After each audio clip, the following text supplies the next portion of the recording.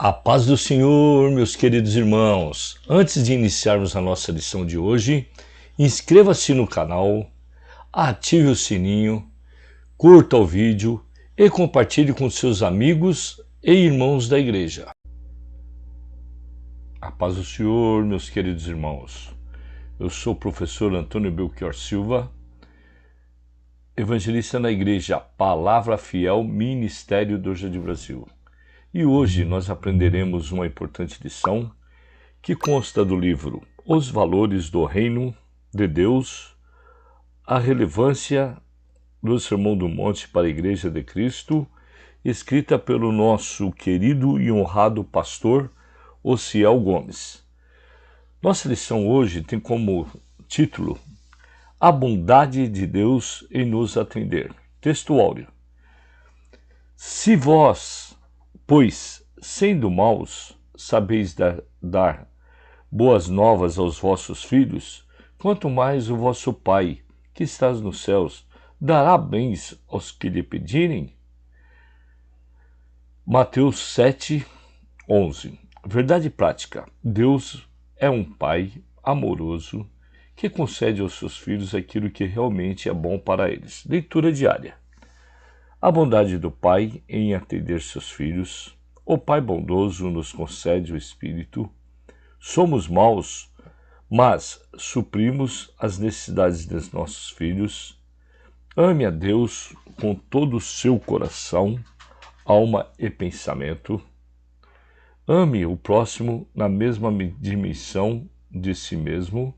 Deus é bondoso em tudo o que faz. A leitura bíblica em classe, Mateus capítulo 7, versículos 7 a 20. Aqui, Mateus fala que pedi e dai-se-vos-ás, buscai e encontrareis, batei e abrir-se-vos-á. Porque aquele que pede recebe, o que busca encontra, e ao que bate se abre. E qual dentre vós é um homem que, pedindo-lhe pão ao seu filho, lhe dará uma pedra, e pedindo-lhe peixe, lhe dará uma serpente? Se vós sois, sendo maus, sabeis dar boas coisas aos vossos filhos, quanto mais o vosso Pai, que estás nos céus, dará aos que lhe pedirem? Portanto, tudo o que vós quereis que os homens façam, fazei-lo também vós, porque esta é a lei e os profetas. Entrai pela porta estreita, porque larga é a porta e espaçosa o caminho que conduz à perdição, e muitos são os que encontram por ela. Porque estreita é a porta e apertado o caminho que leva à vida, e poucos há que a encontrarem. Acautelai-vos, porém, dos falsos profetas, que vêm até vós vestidos como ovelhas, mas interiormente são lobos devoradores. Porque seus frutos os conheceis, porventura, colhem-se uvas dos espinheiros ou figos dos abrolhos? Assim, toda árvore boa produz bons frutos, e toda árvore má produz frutos maus. Não pode a árvore dar maus frutos, nem árvore má dar bons frutos. Toda árvore que não dá bom fruto, corta-se e lança-se no fogo. Portanto, pelos seus frutos os conhecereis. Aqui na nossa lição de domingo, veremos um dos atributos de Deus ressaltados por Jesus no Sermão do Monte: a bondade. Ele é um Pai amoroso que concede aos seus filhos aquilo que é essencial para a sua subsistência. A bondade do Pai também é revelada a nós mediante o sacrifício de Jesus na cruz do Calvário. Quando, buscando em oração, Ele nos atende, ajuda e socorre pela sua bondade. Pela sua bondade somos instados a entrar pela porta estreita e estar cuidadosos a respeito dos falsos profetas. O que seria de nós se Deus não olhasse-nos com bondade, misericórdia e amor, pessoas tão imperfeitas? Os objetivos desta lição é de compreender o significado da bondade de Deus, conscientizar que só existem dois caminhos e advertir contra a mentira dos falsos profetas. Uma pequena introdução é que nesta lição aprenderemos que Deus é bom e que Ele ouve as nossas petições, suprindo todas as nossas necessidades. Pedi e dar-se-vos-á, buscai e encontrareis, batei e abrir-se-á-vos-á. Veremos também que aqueles que entram pela porta estreita conseguem viver segundo preceitos de Deus, proposto por Cristo no Sermão do Monte. O Senhor é bom e aqueles que têm uma vida de comunhão com Ele e procuram viver cheios do Espírito Santo, examinando a palavra, não serão jamais enganados pelos falsos profetas. Mateus capítulo 7, versículo 15. No primeiro tópico, a bondade de Deus. Uma definição de bondade de Deus: a palavra bondade é definida como qualidade ou caráter de bom, boa índole, benevolência, brandura e boa ação. Filosoficamente, a bondade é descrita como sendo o princípio mais elevado da moral. Na visão grega, a benignidade era vista como o mais sublime atributo. Assim, a bondade no aspecto filosófico é vista como um valor que é atribuído à ação de uma pessoa. A bondade é um dos atributos de Deus, mas não do homem. O apóstolo Paulo declarou: porque eu sei que em mim, isto é, na minha carne, não habita bem algum. E com efeito, o querer está em mim, mas não consigo realizar o bem. Ao pecar, o homem se tornou um ser desprovido da justiça original e sem estima para as coisas santas, relacionadas a Deus, passando a ter a tendência para o mal e para as práticas imorais. Daí a nova razão para a ênfase de Jesus, para o novo nascimento, somente entrando pela porta estreita e pelo caminho apertado. Podemos desfrutar da graça divina e ter a nossa natureza transformada para de bom fazermos o que é bom. 2. A bondade de Deus no aspecto bíblico. Nas Escrituras Sagradas, a bondade é definida como a qualidade do que é bom. Deus é bom por natureza, por isso João disse que ele é amor e fonte de toda a benignidade, de modo que podemos expressar que o real e verdadeiro bem é transcendente e está em Deus. Salmos 34:8. O texto de Mateus 19, de 16 a 26, mostra a pergunta do jovem rico a respeito da vida eterna. Bom mestre, que bem farei para conseguir a vida eterna? Então Jesus pergunta: por que me chamas de bom? Segundo a Bíblia, de aplicação pessoal, Jesus deixa claro ao jovem que a salvação não veio por meio de boas obras, se estas não forem acompanhadas pela fé e pelo amor a Deus. A fé e o amor são implantados em nossos corações mediante a ação do Espírito Santo. 3. A bondade de Deus no aspecto teológico. Teologicamente, o termo bondade é amplo e envolve santidade, retidão, verdade, amor, benevolência, graça e misericórdia. Logo, fica evidente que apenas o Deus da Bíblia é verdadeiramente bom. Podemos ver a bondade dele no seu amor para conosco. Amor que revela a perfeição divina. Também podemos ver a bondade do Senhor no seu cuidado para conosco, atendendo às nossas necessidades. O Senhor é bom e a sua graça é dispensada, até para os que não merecem nada. Mesmo sendo imperfeitos, jamais daríamos aos nossos filhos uma pedra por pão ou uma serpente por peixe. Então, o que Deus bondoso não fará em nosso favor se pedirmos tudo em oração, segundo a perfeita vontade? Sinopse, a primeira sinopse é: Deus é bom e atende aos seus filhos, que o invocam em oração. Ao apresentar as figuras da porta do caminho no Sermão do Monte, Cristo estava dando ênfase à ação de se iniciar algo novo, uma nova comunhão. A porta fala de acesso a uma nova e viva experiência com Jesus. E o caminho é a nova conduta adotada por aqueles que abandonaram a trilha do pecado. É importante atentar para os costumes da época em que Cristo fez a menção à porta e ao caminho.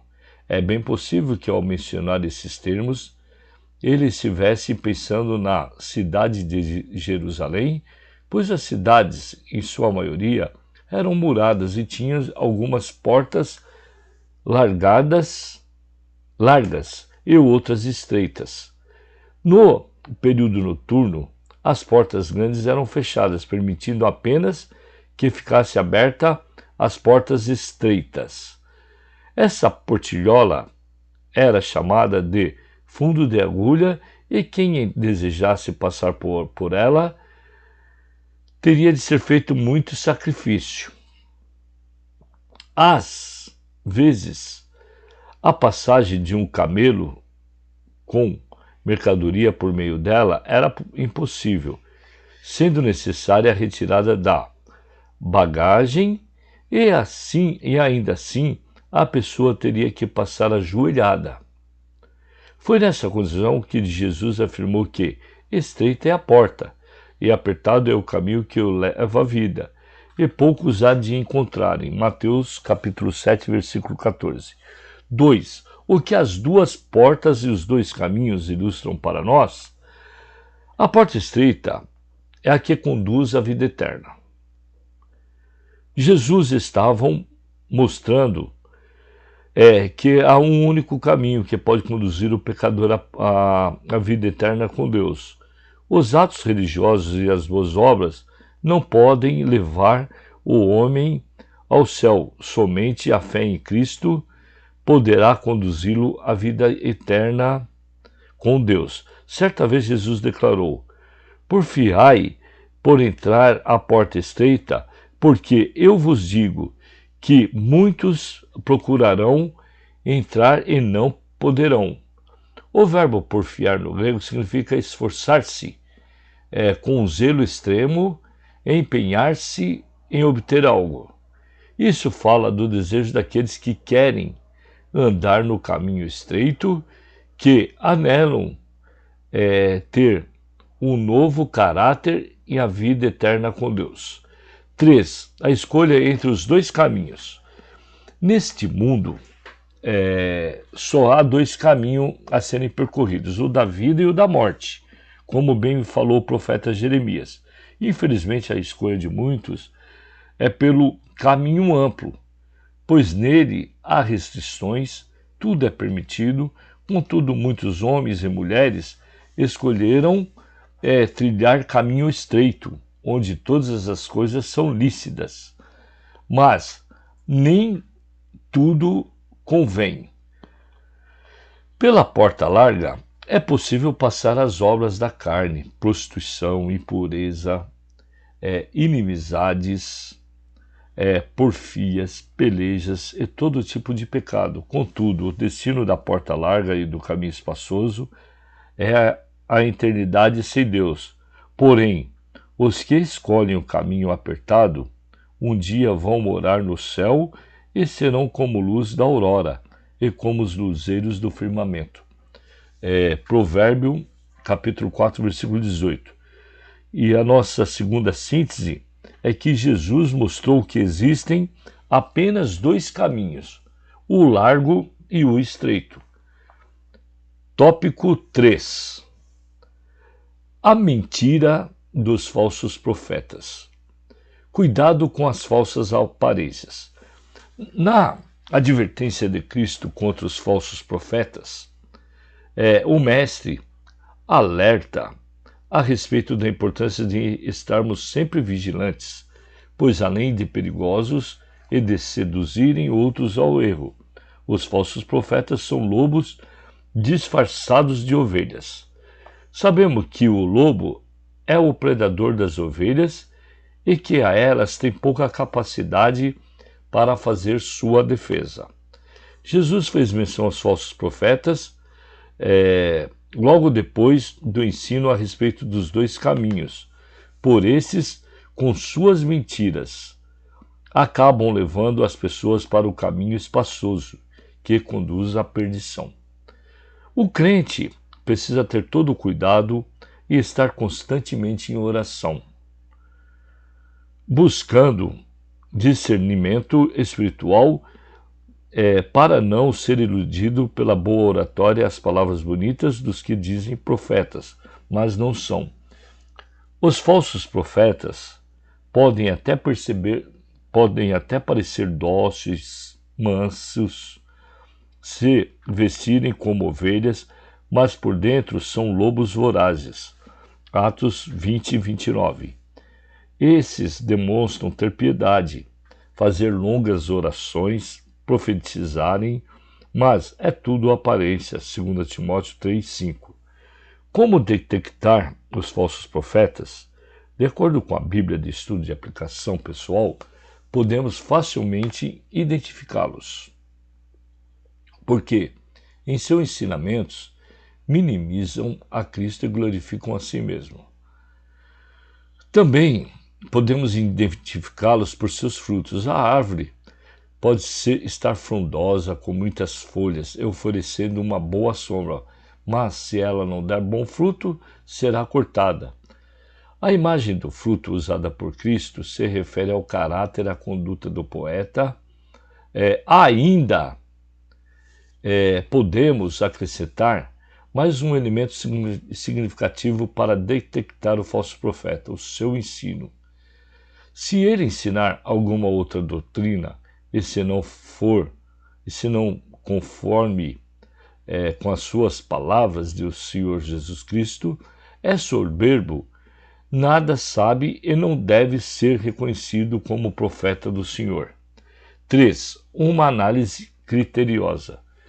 Tanto no Antigo quanto no Novo Testamento, vamos encontrar muitos falsos profetas que levantaram para tentar enganar os servos de Deus. Em geral, eles profetizavam somente aquilo que as pessoas desejavam ouvir e não se cansavam de dizer que foi o Senhor que disse. Ao ensinar a respeito do futuro, Jesus afirmou que surgirão muitos falsos profetas e enganarão a muitos. Por isso, precisamos vigiar para não ser enganados. A terceira sinopse é que Jesus advertiu quanto às mentiras dos falsos profetas. Uma pequena conclusão da nossa história, do nosso estudo bíblico. A Bíblia revela que Deus é bom e que Ele partilha da sua benignidade com suas criaturas, cuidando delas, quer sejam boas, quer sejam más.